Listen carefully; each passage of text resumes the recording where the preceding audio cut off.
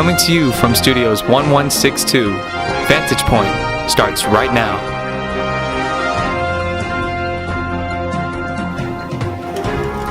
Hello, Eagles, and welcome to this episode of Vantage Point, where we see you. I'm Kazia Cook. And I'm Jay Kent. Tina Dang is reporting from the field this week. Here's the latest news. On Saturday, April 28th, Cleveland's PTSA held its 10th annual Red and White auction at South Seattle College. The event is the school's biggest fundraiser of the year. Field reporter Molly House was at the scene of the Rockin' Sock Hop. Thanks, Jay. Here we are at the 91st annual Red and White auction. The bids are piling up and people are getting ready to dash to the dessert table. Let's shake, rattle, and roll into the auction to see what's happening. The PTSA's annual Red and White auction is a chance for the school to raise money for its programs. Designed around the 50s sock hop theme, friends of Cleveland families and staff members came unmasked to the event, decked out in polo skirts, leather jackets, and high-top Converse sneakers. Former King County Sheriff Steve Urquhart is a regular face at the Red and White auction. It's great. This is I think the fourth time I've been to this event, 4 years in a row. I love it. Favorite event. There was an energy, enthusiasm here, not only with the people up front, but certainly with the audience as well.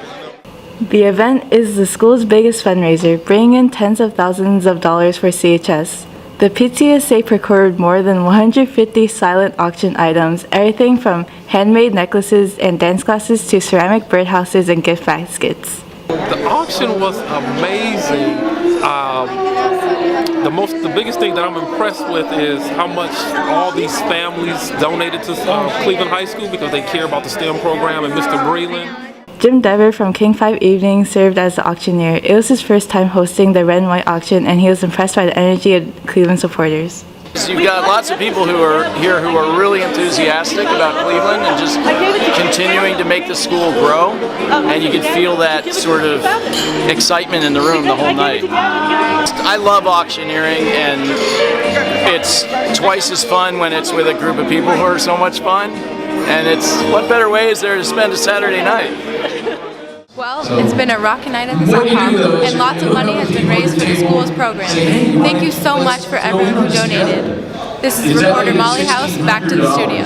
But let's start the bidding at a mere $200. To honor those in our community whose voices have gone unheard or stifled, the Gay Straight Alliance held a day of silence on April 27th. Here's reporter Tina Dang with the action live from the gathering. Thanks, Kazia. The students standing around me have withheld from speaking all day to stand up for those who have had their voices taken away from them. On April 27th, members of GSA and the Cleveland community came together for a day in solidarity against oppression toward those who identify as LGBTQ. For the entire school day, participants did not speak. The idea for the Day of Silence was brought up by a GSA member after realizing Cleveland has never had one. We thought that it would bring us a lot of recognition, and it would bring a lot of recognition to the presence of LGBTQ students in Cleveland. And so with all of that, we decided that it would be a really good idea to do Day of Silence. The event went spectacularly. I only expected maybe 10 maximum students participating, but we got a turnout of 30. So, Cleveland really just destroyed my expectations. At the end of the day, all of the participants gathered in the courtyard to break the silence by making as much noise as they could. Humanities teacher Stephanie Crystal was impressed by the impact the Day of Silence had on Cleveland students. I saw a few students participating, but even the students who didn't participate, I think had a chance to kind of reflect on why some of their peers might be choosing to do this. So I think that's a success just in getting people to think about it if they haven't already. Shout out to GSA for making it happen. I think it's a really important step in gaining more visibility for our LGBTQ students at Cleveland. So I would just say, GSA, keep up the leadership, keep up the good work. And for everyone that's participated or is interested in participating again, we are planning to make Day of Silence an annual event, and we hope that for the next years and the years after that, we will get more and more participants.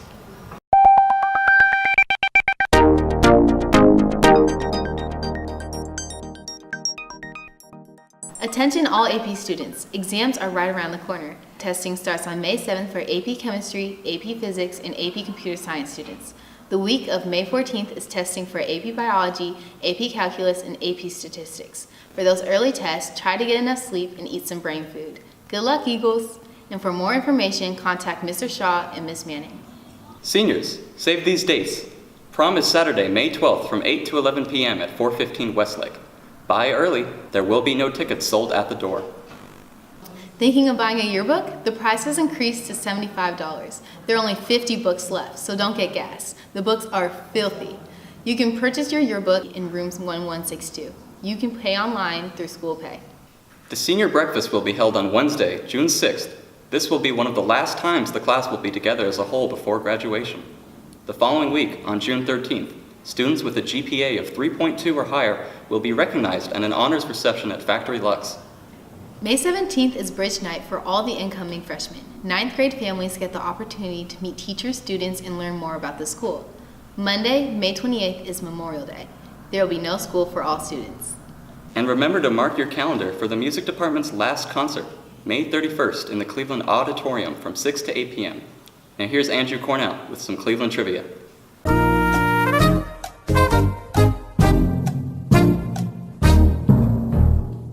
What's up, Eagles? It is time to hatch another nest egg. We'll be hitting you with some Cleveland trivia and test your knowledge about the school.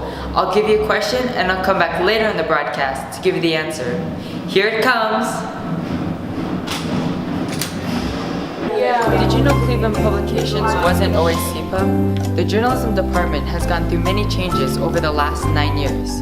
The newspaper restarted in 2009. But what year did the journalism team become known as CPUB? Bonus points if you know how long the school was without a newspaper.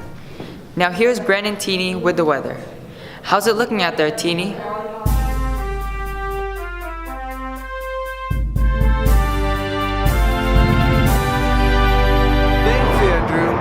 The weather is finally heating up.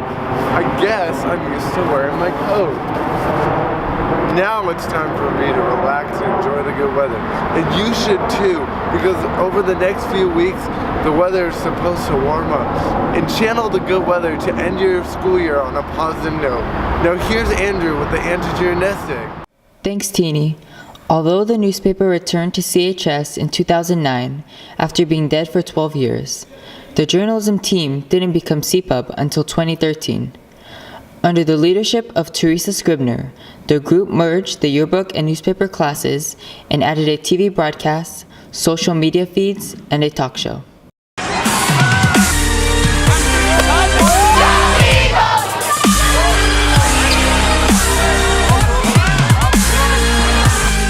Hey Eagles, it's your girl Wen Eckelberg and welcome to school! After rainouts and canceled matches, spring sports finally got a chance to put in some work. We didn't say it was good work.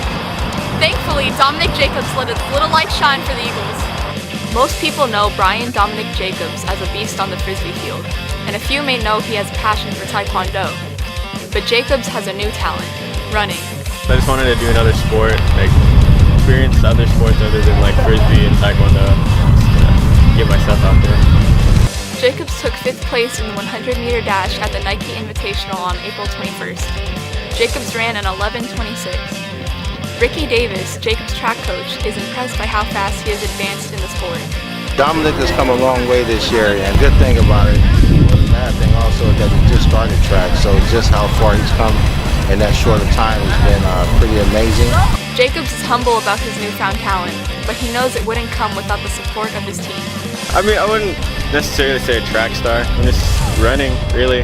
Just with all the support of my teammates, the coaches, and just the community in general, I'm able to push myself further and just get more intel about the sport to just make myself better, make my teammates better. Jacobs didn't stop at the Nike Invitational. He went on to beat his own personal record in the 100, running the event in 11.2 seconds. He doesn't give himself much credit, but he does work really hard. He seeks out help from others, and he's a great listener, and he wants to learn to get better at his craft. But what makes him great is his determination and how hard he works at getting better. Dominic Jacobs ran circles around the competition, and softball had a solid season. But for the rest of spring sports, we'll get him next year.